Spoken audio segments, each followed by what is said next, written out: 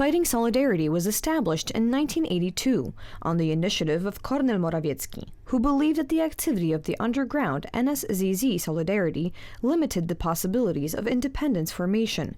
Its main center was Wrocław, but it operated successfully throughout the country. The idea of Fighting Solidarity was the independent Republic of Poland. It was clear. It was goal number one, a goal so clearly set by this organization, and not many others had the courage to set such a goal, clearly and unambiguously.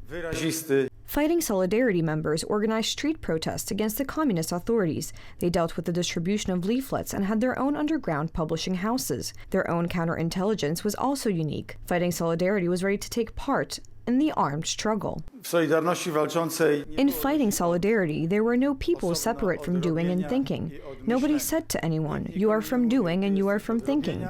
The one who was to do was also to think, and the one who was to think was to do as well. And I think this was something that cemented the organization very strongly, built its cohesion, trust in one another, and its resilience. To become a member of Fighting Solidarity, you had to take a special oath. Before God and the fatherland, I swear to fight for a free and independent Solidarity Republic, to devote my strength, time, and if necessary, my life to build such a Poland.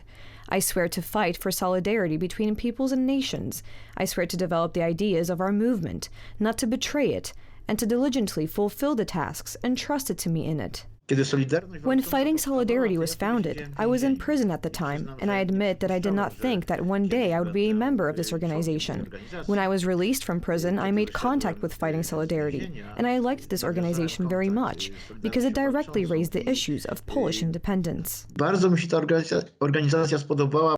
People of Fighting Solidarity were investigated by the communist services. Kornel Morawiecki himself had to hide for a long time. On May 4, 1988, he was deported to Vienna. In August of the same year, he managed to return to Poland under conspiracy.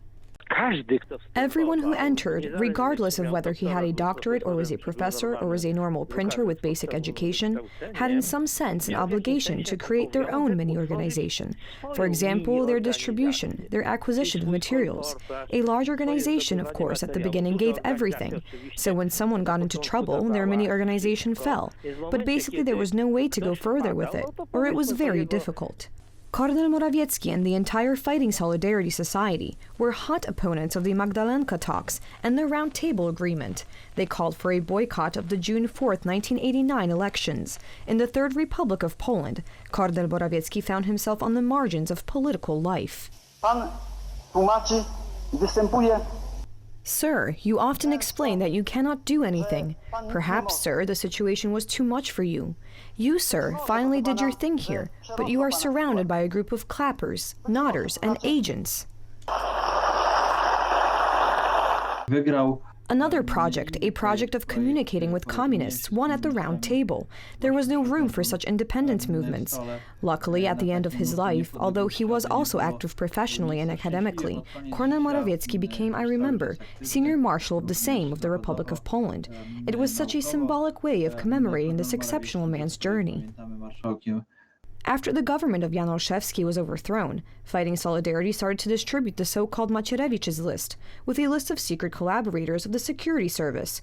Soon after, by the decision of Kornel Morawiecki, it ended its activity.